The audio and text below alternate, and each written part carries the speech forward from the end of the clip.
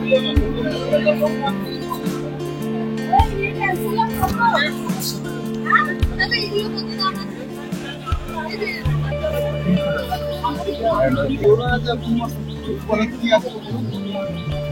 এই অর্কিডটা দারুণ। এটা কি ফিলোনোসিস অর্কিড? হ্যাঁ, ফিলোনোসিস অর্কিড।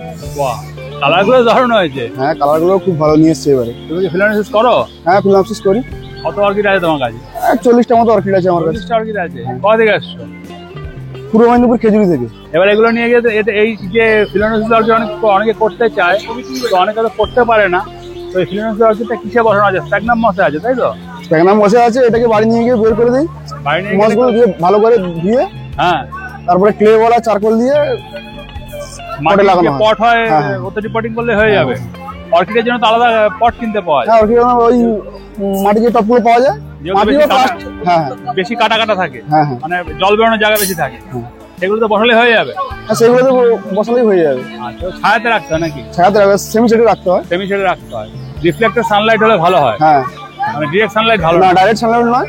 এগুলো এখন নিয়ে তুমি মেদিনীপুর চলে যাবে? হ্যাঁ, মেদিনীপুর চলে যাবে। আর তা তুমি কি এই গাছ পাওয়া যায়? এই স্বপনদা গাছে কেন? হ্যাঁ, স্বপনদা গাছে সবসময় কিনি, ভালো ভালো অর্কিড ভালো গাছ পাওয়া যায়। হ্যাঁ, ভালো গাছ পাওয়া যায়। এই আজকে দেখছি অনেক গাছ এনেছে স্বপনদা অর্কিড। আরে বাবা, দারুণ। এ তো অসাধারণ সব রং অর্কিডের, বিউটিফুল। স্বপনদা এই গাছগুলো কি দাম নিচ্ছেন? 600 টাকা। তোমার নাম কি? আমার নাম অভিজিৎ জানা।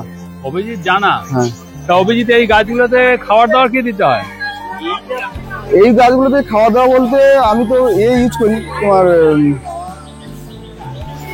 NPK 20-20-20 আর 19-19 আর 0-52-34 ফুলের জন্য। হ্যাঁ, কি স্প্রে করো না কি করো? হ্যাঁ, স্প্রে করি। সবগুলো স্প্রে করো? হ্যাঁ, সবগুলো স্প্রে করি। কতদিন পর পর এগুলো স্প্রে করতে হয়? এটা আমি তো বাড়িতে কম থাকি, তাই মাসে একবার করে স্প্রে করি। মাসে একবার? হ্যাঁ, মাসে একবার করে স্প্রে করি। আর কিছু দাও না এই গাছে? না না, আর কিছু দিই না আমি। তাহলে NPK স্প্রে করলেই হয়ে যাবে? হ্যাঁ, NPK স্প্রে করলেই হয়ে যাবে। আর শেকড় বাকড়ে যে ফাঙ্গাস হয় তার জন্য কি করতে হবে? তার জন্য স্যাপ পাউডারও বেশি ইউজ করি। করো? হ্যাঁ, স্যাপটাই ইউজ করি বেশি। স্প্রে করো? হ্যাঁ হ্যাঁ। কতদিন পর পর? ওই 1 মাস অন্তর করি। এখনো তো স্যাপ একবার ইউজ করে দাও। তা তোমার কিরকম হয়েছে গাছে ফাঙ্গাস অ্যাটাক হয় না হয় না? ফাঙ্গাস অ্যাটাক তো গাছে হয়। হয়? হ্যাঁ। আবার সেগুলো সারে না সেগুলো মারা যায়? না না, সারেও সেরে যায়। হ্যাঁ, সেরে যায়। সেরে যায়? হ্যাঁ, শেকড় পচে গেলে মোটামুটি তুলে ধুয়ে আবার লাগিয়ে দিলে হয়ে যায়। হয়ে যায়, কেটে একটু শুকিয়ে দিলে হ্যাঁ, কেটে শুকিয়ে দিলে হয়ে যায়। আচ্ছা, তার মানে এটা করা যায়? হ্যাঁ, করা যায়, কোনো অনেকে অসুবিধা বলে নেই। যে কলকাতায় ভালো ফিলোনোসিস হয় না, সেটা কি ঠিক কথা না তাহলে? না না, ঠিক কথা নয়। হ্যাঁ, ঠিক কথা নয়। এটা এটা ঠিক থাকলে, লাইট ঠিক থাকলে হ্যাঁ, আর টেম্পারেচার ঠিক থাকলে ফিলোনোসিস হবে, করা যাবে। তার মানে এটা রিফ্লেক্টেড সানলাইটটা লাগবে, তাই তো? হ্যাঁ হ্যাঁ। এই পুরো অন্ধকার রাখলে হবে না? না, পুরো অন্ধকার লাগলে গাছ মারা যাবে। পুরো অন্ধকারে গাছ মারা যাবে? পচে যাবে গাছ। গাছটা পচে যাবে। পচে যাবে। খুব সুন্দর, গাছগুলো খুব ভালো দেখতে।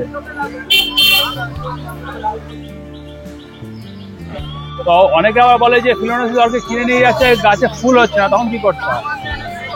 ফুল হবে, ফুল নেওয়ার জন্য কিছু করার দরকার নেই, এমনি ফুল আসবে গাছে। তাই? গাছ যদি হেলদি থাকে ফুল এমনিতেই আসবে। আচ্ছা, ও গাছ হেলদি রাখতে হবে, সারা বছরের পরিচর্যা করলে ফুলটা ঠিক হ্যাঁ, হয়। ফুল ঠিক আছে। ফুলের জন্য তুমি কি NPK ইউজ করো? ফুলের জন্য 0-52-34 ইউজ করি। 0-52-34? এটা না,